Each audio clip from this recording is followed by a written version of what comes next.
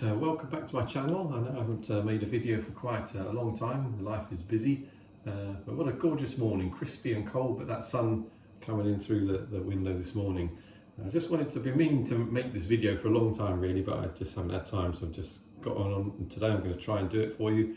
It's a much shorter version of my previous sourdough method, but also a lot easier. I thought the other one was easy, but I've honed it down so it's even easier than it was before. So try it out, see what you think. So let's bake this bread together. So firstly, it's pretty much the quantities are similar. I just put a photo shot of my starter that I've left the scrapings.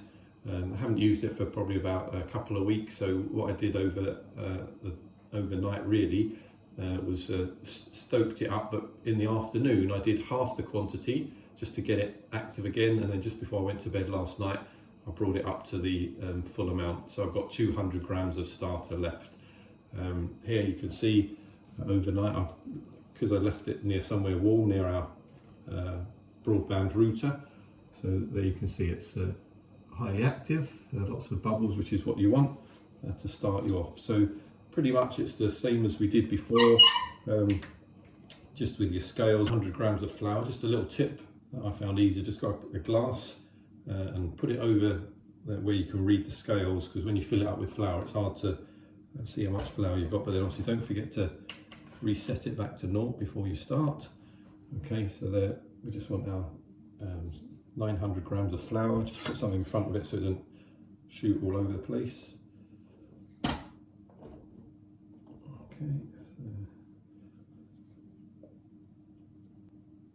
there we go, about 900. There we go. Then we just want 3. We can get rid of the glass now.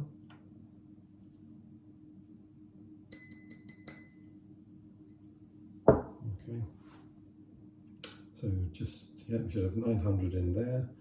We want 3 teaspoons of salt approximately.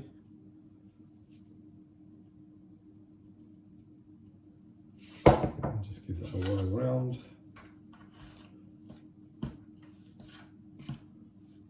Okay.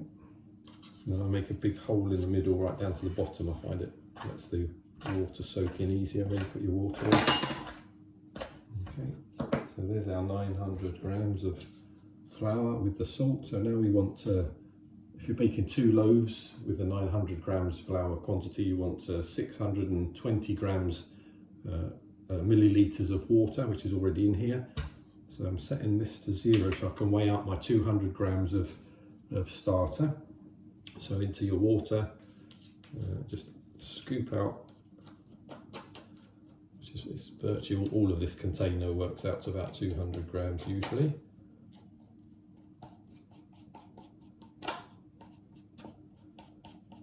So when I stoke it up, I make sure there's just over a total of 200, because obviously you want a little bit left at the bottom to keep your starter going. So I've got 200 in there now, but I only want literally a little scraping left, so it doesn't matter if you add a little bit more. So I'll just show you, you can see how much is left. I mean, I've even done it leaving less than that, but that's all you need. That just goes straight back in the fridge, and then you don't need to do anything at all with that. That'll stay happily in there for 2-3 weeks, and then you can, if you do leave it a long time, you can bring it back active just by doing it in half stages. So 50 of flour, 50 of water, and then just before you go to bed, 50 of flour, 50 of water again. That gives you your 200 total. Obviously then it should be ready the next morning. So I normally just give that a little whiz around just to disperse the yeast into the water.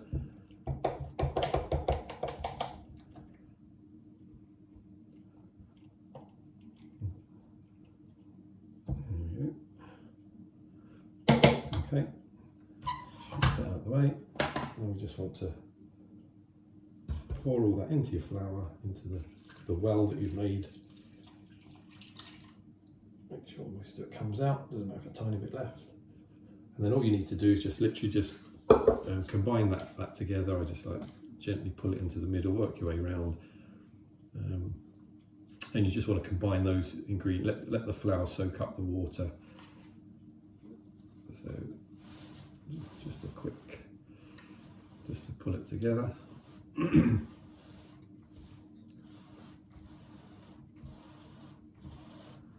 So that takes about a minute or so maybe. So you don't want too many dry spots, otherwise it just can make it a little bit lumpy later on when you're working it. So just give it a chance to mix the water with the flour.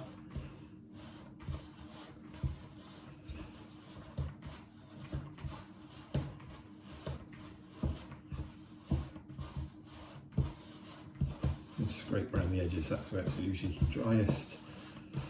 So all this is doing is just literally allowing the flour and water to mix in. Once you've just got it so it's mixed in, happy with that, I'll scrape that off in a minute, but just to show you that's the kind of consistency you're looking for at this stage. So then just scrape that off. Every little bit counts. Okay, so once you've done that, basically you just cover it over with a cloth, put it somewhere warm. I normally put it back over by the router because it's just a little bit of heat comes off through there. The house isn't normally that hot this time of day. So that's it for the first stage. So you leave that for half an hour and then we'll come back in half an hour. I'll show you what to do next. So I'm about 40 odd minutes later, 45, something about that. It doesn't really matter, but approximately half an hour should come back and do the first folds. But the more you work with making the bread and stuff, you'll realise it's not that critical, the timings in between. But at this stage, after half an hour, just letting all the water absorb into the dough, you'll see that it's kind of like that. The sun's still really shining brightly, so that's nice. Anyway, so all we want to do now is just give this about 12 or so turns. So you just get your fingers in there and just pull and twist and bit of a stretch. So just do that about 12 times just to start building a bit of structure into the bread.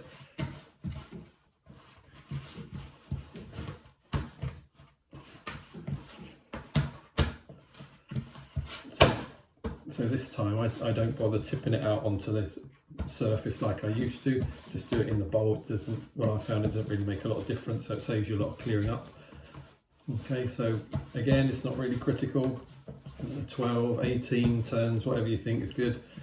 So it can still feel like a little bit lumpy, but it doesn't matter. It will start to absorb as you go in. So basically that's, you can see it's just pulled it together a little bit and it's all over my hands. But if you feel it's a little bit dry, you just give it a little spritz. And you can do this in between each time you do the turns. Just cover it over again, leave it now for 2 hours. And then we'll come back in 2 hours and basically do the same thing again, but you don't need as many turns. So it's about, I don't know, 6 to 8 turns the next time. And then you do that again after you've done it 2 hours later, you do that again another 2 hours later. And then we'll come back and see how it's getting on. So just over 2 hours later, so we're just going to do our next set of turns. So as you can see, that's after it's been left for 2 hours. So you need to just wet your hand if you want, stop sticking a bit. So again, just do the same thing. I'll do about 6 to 8 stretches. 1, 2, 3, 4, 5, 6. Let's go for 8, 7, 8. Just put it all back into a blob in the middle. This just saves you tipping it out, I find, so there's only mess on your hands, not on your board. So again, and then just cover it over, leave it for 2 hours, and we'll do the same again in 2 hours. So it's such a lovely day, we took the opportunity just to go for a little walk. So instead of 2 hours later, it's now 3 hours later. It doesn't really matter. So again, we're just going to do the same, repeat the same process, 6 to 8 folds, and then we're going to leave it this time for 1 hour. So I'm just going to do 6 folds. You can see it's getting like that kind of airy texture a bit to it. Just get your hands sticking. You can dampen them down if you want, and then again just do the same process. Lift and stretch, turn it over. Lift and stretch, turn it over. That's 2, 3, 4, 5. So obviously the sourdough mixture is a wetter dough than normal bread dough, but that allows it to rise as well when you go. So there you go, that's like, I don't know, 6 or 7. If you feel it's getting a little bit dry, you can just give it a little squirt and just cover it over, and then this time we're going to leave it for 1 hour, and then we'll come back and then we'll do a similar thing, but we'll be doing it with flour. So we'll see you in about an hour.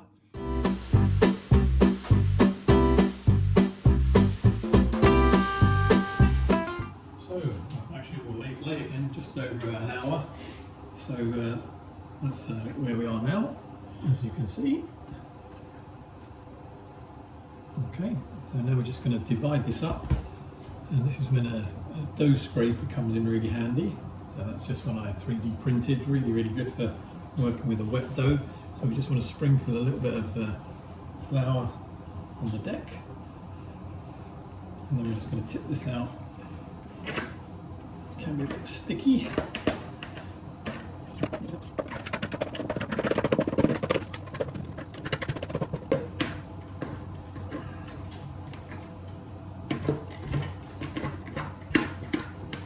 Okay, so I have made sourdough baguettes before, in which case you divide this into whatever, 4 or whatever size you want. I'm just going to make standard loaves today. So basically we just want to divide that in half.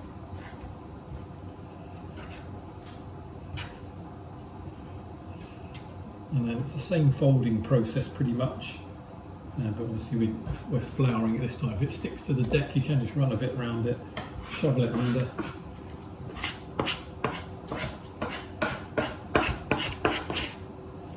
And then just do the same thing 6 times or so. 1, 2, 3,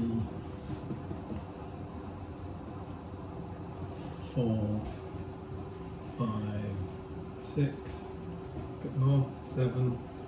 Do flip it over, and then you can shape it. Sometimes if it's a bit wet, the dough, this one's okay, but you can use the scraper and then just pull it just to tighten that top surface, curve it under, makes up a nice little ball, and then put that to the side. Same with this one. So again, just gently, we don't want to knock too much air out of it. 3, 4, there's a little bit of flour under there. 5, 6, I like to get it into rough squares, so that's gone back to 8. Flip it over and then just tighten it up. Just like that, hopefully you can see that. I don't know if you can see that on Kevin. I'll just show you just in case. So it's just like a little roll and a twist action at once. And then just put those on the side, cover them over with a towel, leave that now for an hour, and then this is what they call the pre-shape, and then we'll shape it up ready to go into the bannetons after the next hour. So it's the next day, in fact it's the evening of the next day. It's, what is it now, about 20 past 5, so we've just used the oven to do our dinner, and when that went on I put my baking stone in to get it a bit of heat, and then when the dinner came out, I cranked the oven right up to 240 and left it for about another 15-20 minutes so the stone comes up to full heat. So now we're just going to get the loaves ready. So we've got a couple of paddles there. I need to get a bit of flour to dust the paddles.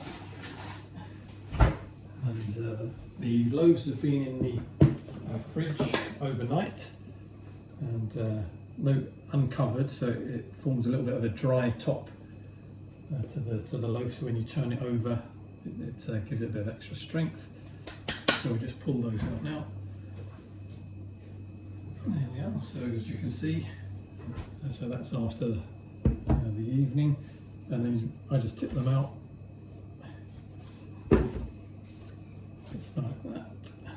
And then if you want to put any seeds or anything at this stage, you just spritz it with water, and I sometimes put sesame seeds or poppy seeds on. I haven't got any at the moment, so it's just going to be plain loaves.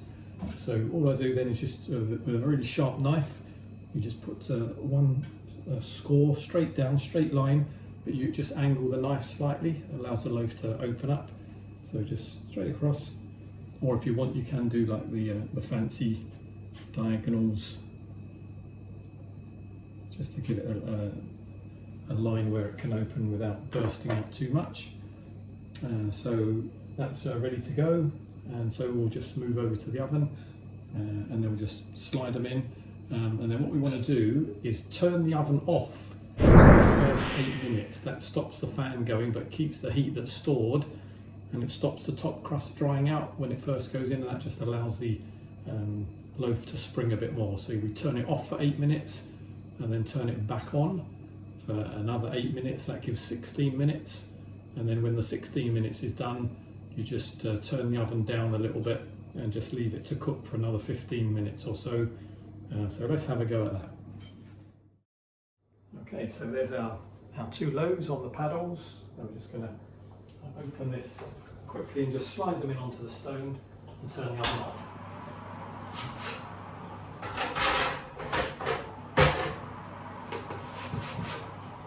There we are, so we just turn it off now. We'll set the timer for 8 minutes, so you don't need any steam. You don't need any steam when you do it by turning the oven off, which we used to do. So again, it's a lot easier to do it. So we'll just set that timer now. Hey Siri, set timer for 8 minutes.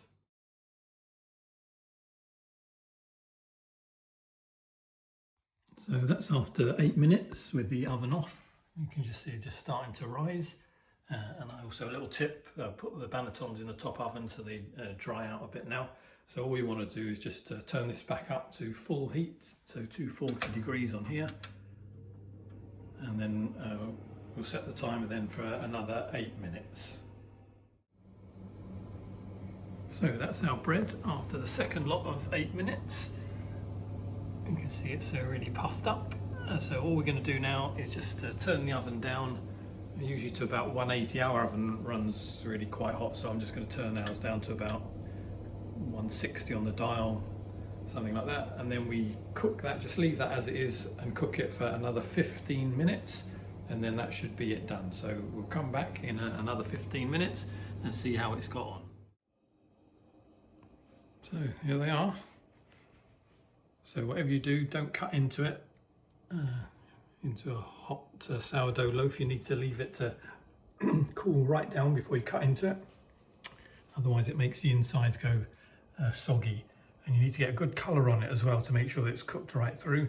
And I often find those really darker bits give it a really nice flavour as well.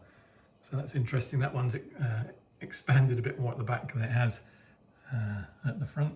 But again, it's all to do with the circulation of the heat in your oven and so on.